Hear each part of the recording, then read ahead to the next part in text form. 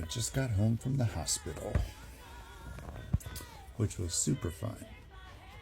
Essentially, what had happened was my ketones rose above 8, 8.0. It was higher than that. It was so high that it couldn't actually measure it on my ketone digital thingy. So I ended up calling like a nurse helpline, and she said, "This looks like ketoacidosis." And essentially I had to go to the ER. They gave me a sodium chloride IV, and then they gave me a dextrose sodium chloride IV. Essentially, the only way to bring down the ketone levels to a safe range was to intravenously get sugar into the system. But the problem was that I needed sugar in the system in order to bring down the ketones, but I couldn't digest sugar because I was just starting to refeed. Catch 22. Couldn't really do anything. So they gave it intravenously, and essentially they didn't have any like experts on fasting or starvation ketoacidosis there. But they pretty much told me that the only way to solve the problem is to eat.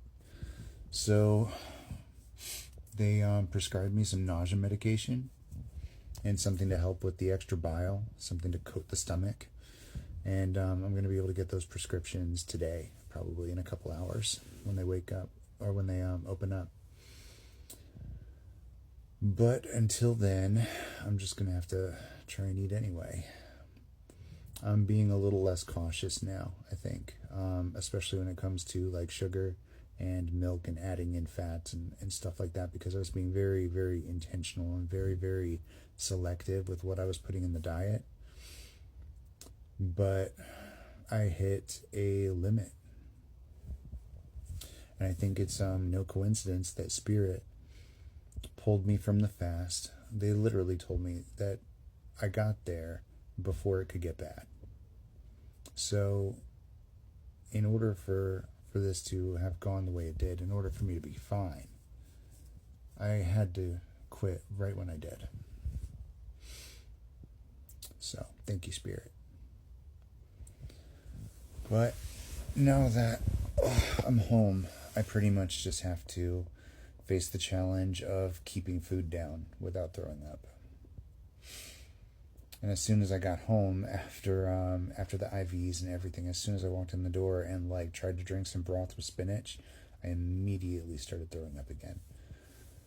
So that was a few hours after the nausea medication wore off, though. I was in the ER for probably 6 hours. So it probably wasn't active anymore by the time that happened. But after that, I was able to ingest and keep down the broth with spinach.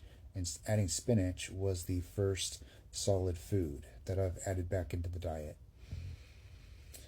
I tried a little coconut water, which has electrolytes and it has some sugar in it. And we're going to see how this all affects me. I was really, really worried about refeeding syndrome, but like worst case scenario, if I do end up getting refeeding syndrome, then I'm just going to end up back in the ER. So, fingers crossed. But yeah, I think I'm all right. There's still a long way to go here before I know for certain. But I think I'm all right. According to the doctors, I was smart about how I went about it.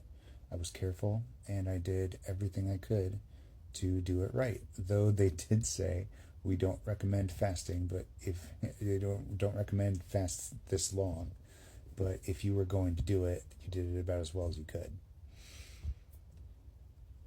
So even though I did everything about as well as I could, and I was careful and I was smart, it wasn't enough to keep me out of the ER,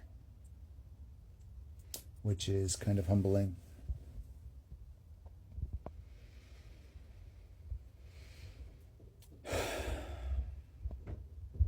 But it's not a failure. Spirit had my back.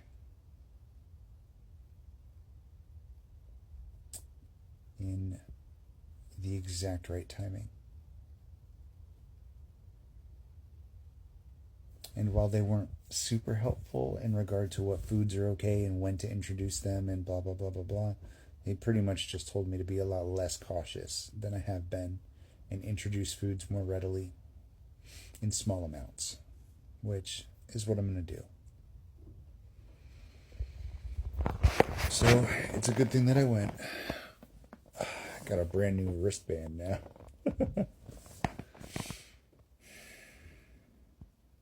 I think it's time. No. Maybe it is. No, it's not time yet. I'll explain when it is. But thank you guys for your concern and support while I was in there. I got a Band-Aid. I'm ready for bed though. It was a long, long night, and I didn't really sleep the last 2 days because I was sick. So it feels like 3 days I haven't really slept. Everything happens for a reason though. And everything is always working out in your favor.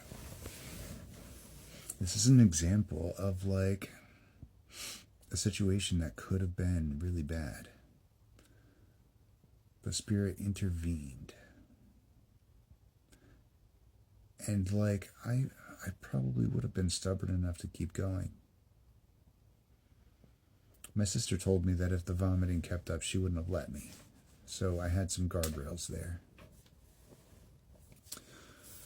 But Spirit found a way to make it something that I was okay with. I was okay with stopping.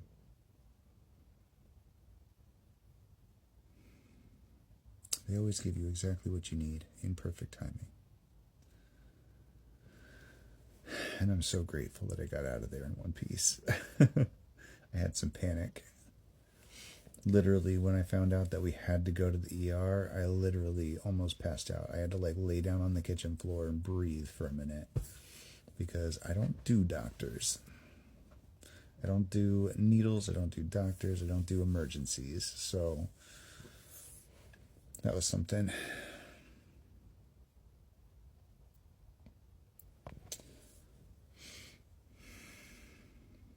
And this whole refeeding thing is way trickier than I thought it was going to be.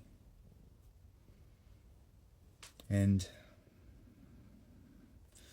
as much as I don't want to admit it, it required medical intervention.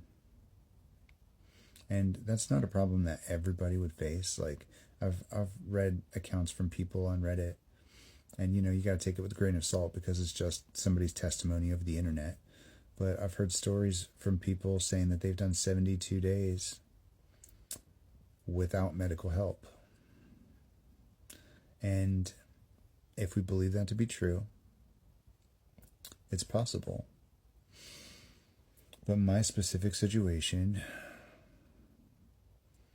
I didn't have a way to get the sugar in. I had to have an IV.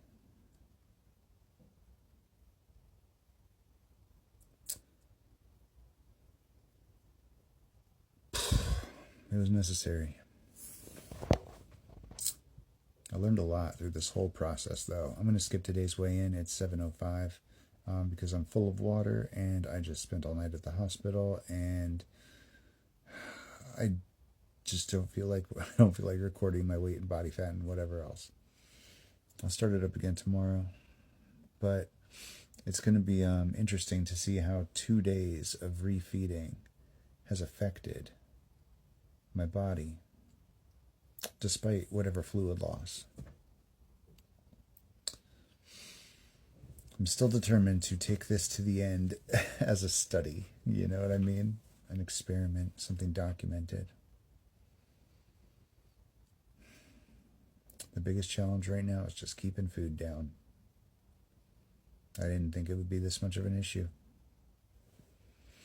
So I think the message today is gratitude. Gratitude for what we were able to receive here. Gratitude for the help we got. Gratitude for the support of family. Gratitude from Spirit for everything.